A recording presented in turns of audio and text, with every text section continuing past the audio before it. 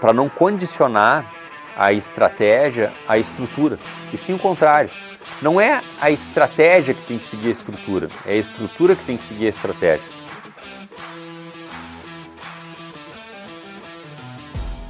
Olá, aluno, olá, aluna, tudo bem? Bem-vindos à nossa aula de KPIs de Customer Journey e experiência do cliente. Nós vamos trabalhar esses conceitos importantes de experiência, de jornada do cliente, a partir da seguinte estrutura. Vamos falar primeiro um pouquinho sobre o que é a jornada de cliente, como ela impacta o negócio. Tá? Vamos olhar também para quais são os principais KPIs para medir jornada de cliente, quais são os principais KPIs para medir a experiência de cliente e como utilizar esses KPIs na prática. Tá? O que é a jornada de cliente, então, que a gente ouve falar muito, né? Como é que ela impacta o negócio? Tá?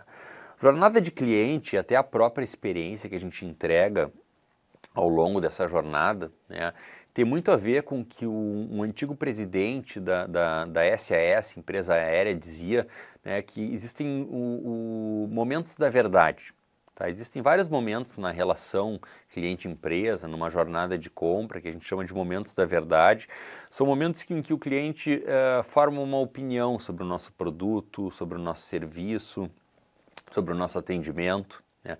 São momentos de interação, são momentos em que às vezes a confiança é testada, é colocada à prova, são momentos de recovery, de recuperação, né? São momentos ligados à construção desse ambiente de satisfação dos clientes. Tá?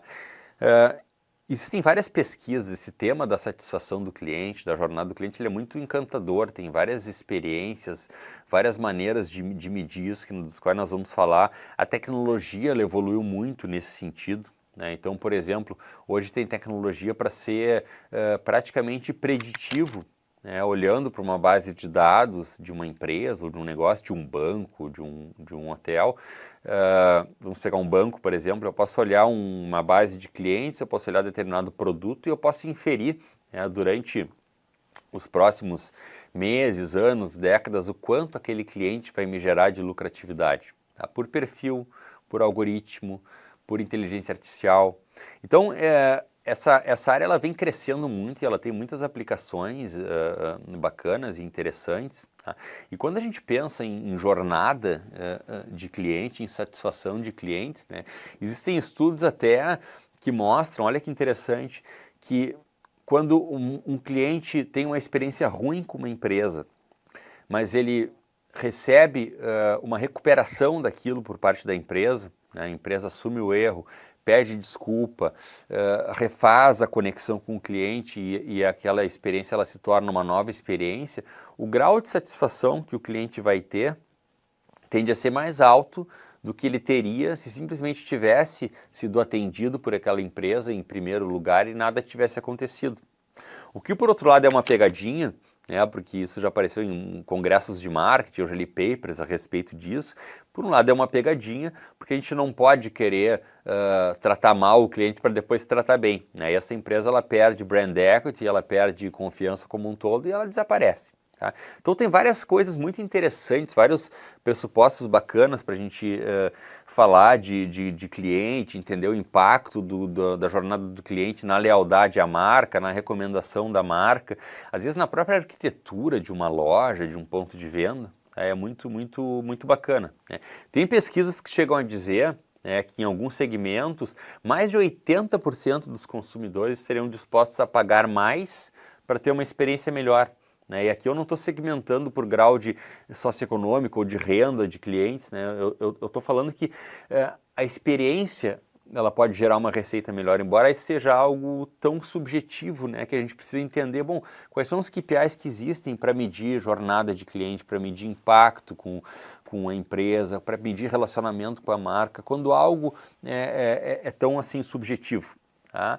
Então, tem alguns cases de inovação que nos mostram, né, que muitas vezes a construção do relacionamento ela acontece a partir de atributos como a própria inovação. Existe uma marca americana, por exemplo, que se chama Lululemon.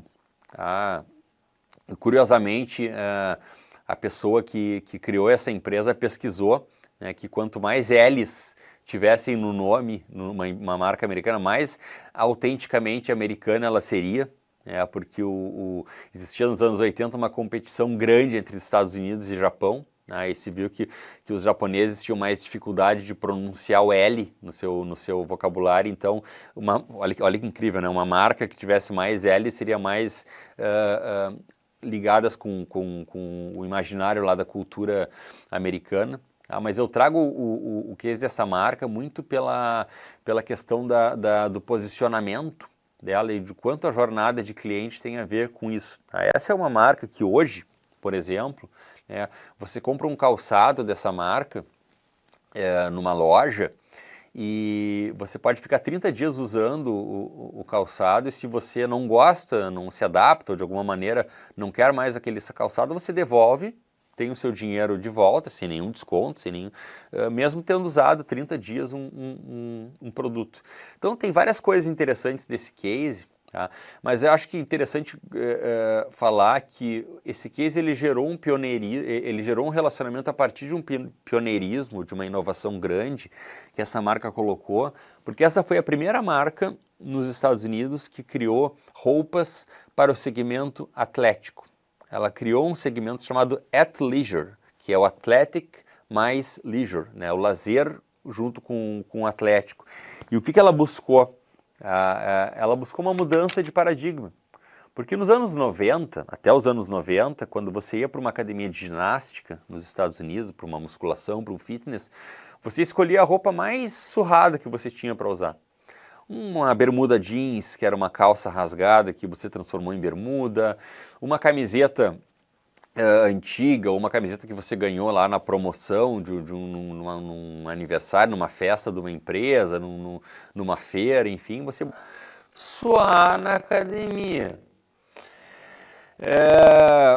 Tipo Wilson, o fundador dessa empresa, começou a se dar conta que poderia se construir relacionamento com clientes a partir do cuidado com a autoestima e do quanto a gente quanto essa empresa poderia gerar de diferenciação a partir de criar um novo hábito de se vestir bem para ir à academia de ginástica. Então essa foi a primeira marca que criou o fitness para academias de ginástica. Nike, Reebok, Adidas, todas vieram depois na esteira dessa marca criada lá nos anos 80, e começaram a investir, é verdade, né, design de roupa, comunicação, case. Então, a Lululemon foi a primeira marca que começou a cobrar e desenvolver e cobrar bem, são roupas caras, né, pelo segmento lá de athleisure, né, e inclusive fez uma promoção a título de curiosidade aqui, bem curiosa, quando inaugurou a sua segunda loja no Canadá, no inverno, que ela disse que os primeiros 50 clientes que entrassem pelados na loja ganhariam lá 30% de desconto na compra de uma roupa, e de fato lá a polícia precisou chegar lá para dar uma olhadinha no que estava acontecendo. Tá? As pessoas chegavam de sobretudo e tiravam, né, e entravam pelados para escolher a roupa. Bom, brincadeiras e reverências à parte, tá? Um posicionamento diferenciado, ele conta muito nessa questão da jornada do cliente, tá? Entendendo que esse caminho que o consumidor percorre, ele vai ser mais ou menos impactante quando a gente olhar para negócios transacionais ou relacionais, né? Os canais, as pessoas, os públicos, vai variar um pouco a definição que cada pessoa tem de jornada e que tem de experiência, né? Mas de fato a gente não pode esquecer que a gente precisa medir, né, o quanto o cliente está investindo e o quanto ele está tirando dessa experiência que eu quero gerar. Tá? Então, cada relação, cada interação, seja um post nas redes sociais, seja um atendimento no serviço de atendimento ao cliente, ela contribui para a construção dessa percepção. Tá? Um outro case bem interessante, né, que fala um pouco da construção de jornada, é o case das Apos, porque quando a gente pensa em jornada de cliente, né, casualmente a gente pensa em como é que é o meu processo de relacionamento com o cliente. O relacionamento com o cliente, ele pode ser um processo estruturado ou ele pode ser um processo menos estruturado, né, formado por aquilo que a gente chama de pick-up moments, né, ou momentos, né, de quebra, inclusive, de processo. Eu sou autor de um livro chamado Desaprenda e de um outro livro chamado Desinvente, onde eu falo muito dessas questões de pick-up moments, né, da gente buscar ter um processo. Tem o dono do processo, é evidente, tem a autonomia também do dono do processo, que são esses pick-up moments. E a gente constrói, às vezes, uma autenticidade e uma imagem de marca quando a gente permite que as pessoas quebrem um pouquinho do processo, especialmente quando se falar de relacionamento. Né? Gente, vamos entender, tá? Serviço de atendimento ao cliente. Quando a gente vai atender um cliente, conversar com um cliente, tá? Buscar uma interação. A gente está tentando resolver algum problema. Resolver um problema significa que a gente muitas vezes não tem a solução pronta antes de entender de fato qual é o problema que aquele cliente tem. Tá? Isso vale para medicina, isso vale para médico-paciente, portanto, isso vale para várias situações. Eu tenho que entender o problema do cliente, né? Então, libertar um pouco, dar um pouco de autonomia para a pessoa inovar no processo, como fez o próprio presidente da Nordstrom, naquele case que eu contei em aulas anteriores, né, de que trocou pneus para um cliente que não comprou o pneu de fato naquela loja em prol de gerar uma satisfação. Então esses momentos mais de quebra do processo, eles são interessantes.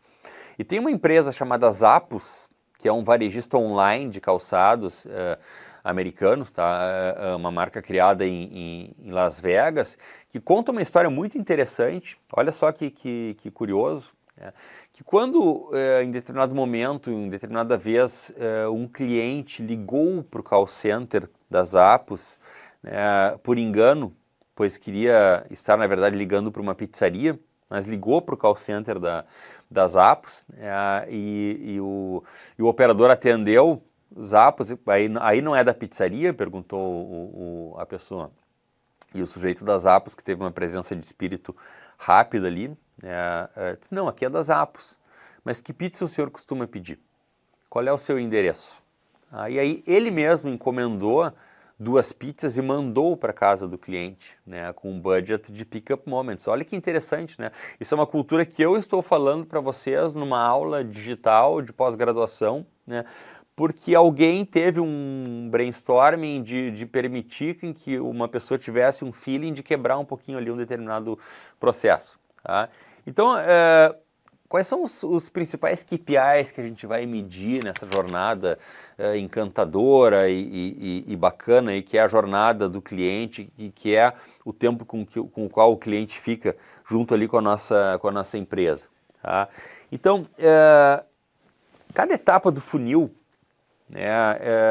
merece KPIs específicos. Quando a gente está falando em conscientização, né, na primeira etapa lá do funil de venda, na descoberta, no awareness, na conscientização, né, a gente tem que dar uma olhada primeiro, qual é a nossa taxa de tráfego orgânico?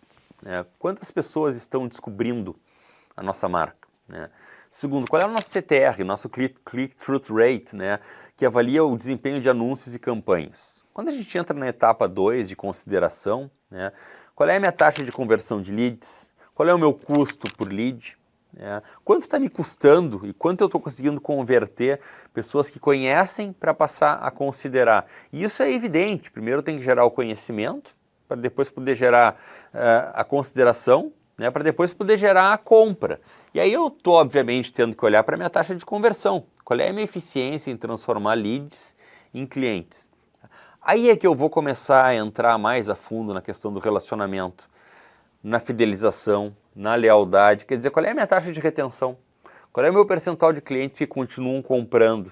Gente, isso é fundamental quando a gente fala de KPIs, de Customer Journey ou de relacionamento com o cliente, porque a minha taxa de retenção, ela vai mostrar se eu estou acertando na minha estratégia de fidelização.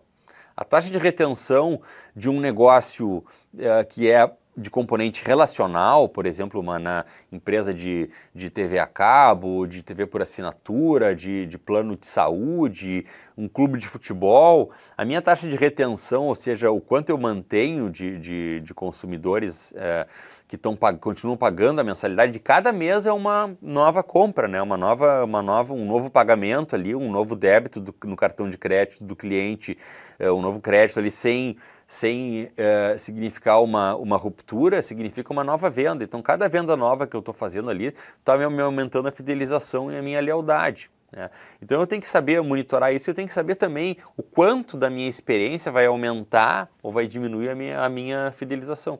E aí, como a gente está falando de marketing nesse curso, né, também de KPIs relacionados a marketing, é evidente que as minhas promoções de venda precisam cuidar um pouco do meu aspecto relacional.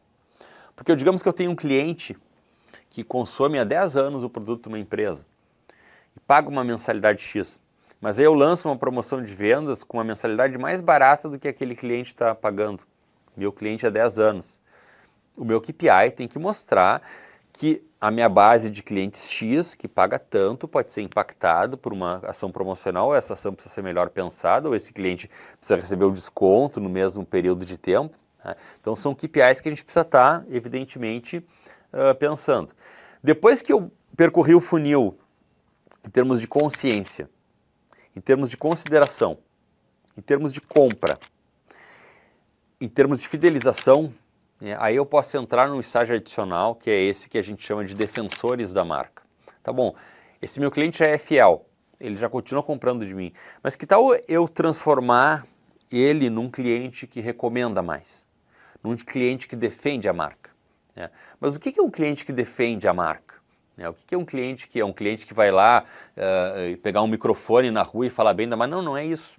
É um cliente que recomenda em situações que se falem de marcas junto com outros. Tá? É um cliente em que, por exemplo, eu posso ter um KPI, esse KPI é bem interessante, ele é um KPI de branding e ele também é um KPI de jornada de cliente, ele se chama disposição a procurar. E muito interessante, né, quando a gente pensa em disposição a procurar, do que isso trata. Digamos que você vai a um supermercado e a marca que você costuma consumir não está presente naquele dia, naquele supermercado. Você compra outra? Ou você está disposto a comprar tudo menos aquilo que não tem, para depois ir num outro supermercado e comprar? Então, por exemplo, se você é consumidor de marcas nas quais existe um componente grande de fidelização, como Coca-Cola, pode ser que você vá na prateleira de bebidas, não tenha Coca-Cola e você não queira comprar uma outra marca. Ou você compra tudo menos o refrigerante e no caminho para casa você passa em outra loja ou compre apenas uma unidade numa loja de conveniência de posto de gasolina para ter naquele dia e depois volta ao supermercado. Aí você vai ao supermercado de novo e não tem Coca-Cola. Aí nós temos uma disputa de poder de barganha. Você é capaz de trocar de supermercado se não tiver Coca-Cola. Esse é um case que aconteceu no Rio Grande do Sul, entre um grupo de supermercados um dono de supermercado chamado Sonai e a própria Coca-Cola, que quando foi inaugurada uma nova loja do supermercado Big, que é uma marca que era detida pelo Sonai, que depois foi vendido para o grupo Walmart, se lançou o supermercado e não se chegou a um acordo com a Coca-Cola e o supermercado ele vendeu só Pepsi. E nas primeiras semanas de inauguração do supermercado, você via no corredor de refrigerantes vários carrinhos de compra abandonados. Por quê? Porque o poder de barganha de negociação, a disposição a procurar a Coca, essa métrica, né, esse KPI era tão forte para a Coca-Cola que você precisava ter que rever a negociação com a Coca, como de fato esse supermercado precisou fazer. Tá? Como medir a experiência do cliente, por outro lado? A gente tem que olhar o Customer Satisfaction Score, que é o CSAT, que pergunta como é que é a minha satisfação com esse atendimento ou esse produto com uma escala de 1 a 5 ou com uma escala de 1 a 10. Entendendo que precisa, para isso, fazer uma amostra legal. Tu pode fazer isso via call center. Tem marcas como Disney, por exemplo, que se você fizer uma ligação para o call center da Disney aqui no Brasil e fizer uma conversa, no final ele vai pedir para você escutar uma pesquisa, e uma das perguntas que o call center faz, né, que é um KPI que a Disney coleta, qual é o grau de recomendação que você daria do funcionário que atendeu você se você fosse uma pessoa recomendando esse funcionário para uma outra empresa. Olha que interessante, né? Você avalia o atendimento prestado com base no tamanho da recomendação que você daria lá para esse funcionário, né? Então a gente tem que olhar o CSAT, a gente tem que olhar qual foi o tamanho do esforço necessário para resolver uma solicitação de um cliente, né, que mede a facilidade da interação. Você tinha uma dificuldade, a empresa precisava lhe ajudar a resolver essa dificuldade, você resolveu fácil ou você precisou ficar muito tempo a falar com várias pessoas e tentando resolver? Nós estamos numa época, gente, que o atendimento, né, das empresas, ele acaba ficando cada vez mais robotizado. Olha que interessante, enquanto o robô da inteligência artificial, as máquinas estão ficando cada vez mais parecidos com os seres humanos. Então você é capaz de, num curto, médio prazo, você falar melhor com uma máquina, um chat de conversa de inteligência artificial do que com um atendente de empresa, se ele não for treinado e observado isso. Então, qual é a facilidade de interação? Você sente que falou com o ser humano? Você sente que conseguiu resolver o problema? Qual é a minha taxa de churn? Ou a minha taxa de perda, né? Churn significa, né, qual é o percentual de clientes que deixaram de usar o meu produto, né, ou passaram a não renovar uma assinatura comigo, né? Na prática, então, a gente vai usar os KPIs de maneira estratégica, né, considerando que medir esses KPIs de jornada do cliente é apenas o primeiro passo, né? É muito importante a gente saber quais são os pontos de contato na jornada. Cada empresa, cada mercado, cada produto, às vezes, cada serviço tem um mapa de jornada diferente. Então, quais são os pontos de interação na jornada? Onde o cliente está sendo atendido num primeiro momento, num segundo momento? Quais são os pontos da verdade, fazendo uma conexão, né, com a fala ali do início, né? Quais são os indicadores mais críticos que eu vou precisar mexer, né? É a satisfação, é o NPS, é o churn, é o grau de recomendação, né? Como é que eu posso implementar melhorias a partir dessa minha diferenciação? Tá? Então, se eu pegar, por exemplo, o case de um supermercado americano, a Target, que é um grande supermercado americano, a Target investiu nos Estados Unidos, olha só que interessante, investiu 7 bilhões de dólares em reformas de pontos de venda, quando a maioria dos concorrentes seus estava investindo no varejo online, em experiências de compras online. Então, o que levou a Target a investir 7 bilhões na reforma de lojas físicas? Foi justamente a busca por gerar mais pontos de experiência para o cliente.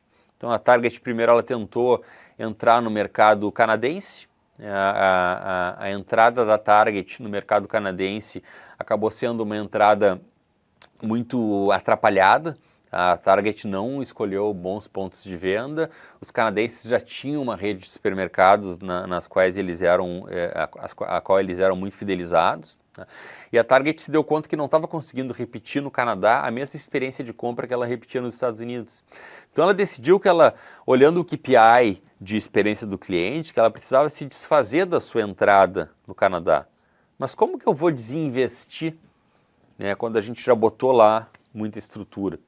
Aí a gente chega num ponto interessante quando a gente lida com estrutura, com marketing, com KPIs, e que eu vejo isso acontecer em muitos dos meus clientes, que é a gente precisa cuidar para não condicionar a estratégia à estrutura, e sim o contrário. Não é a estratégia que tem que seguir a estrutura, é a estrutura que tem que seguir a estratégia.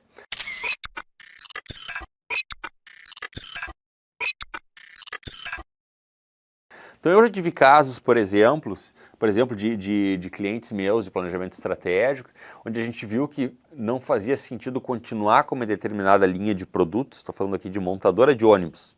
Vimos que não fazia sentido aquela montadora continuar com uma determinada linha de produtos. E a montadora me argumentou, mas nós temos uma fábrica justamente para produzir esse produto no Rio de Janeiro. Então, fechamos a fábrica.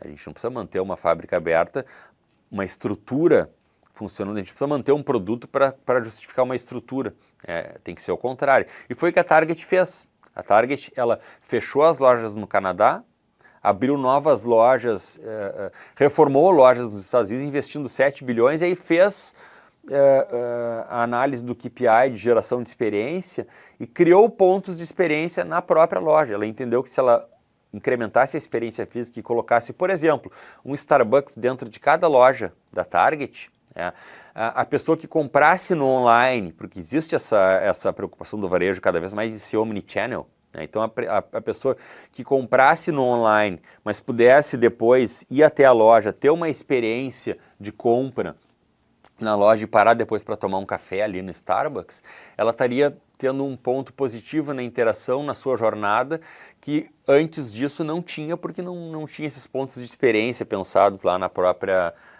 Target. Tá?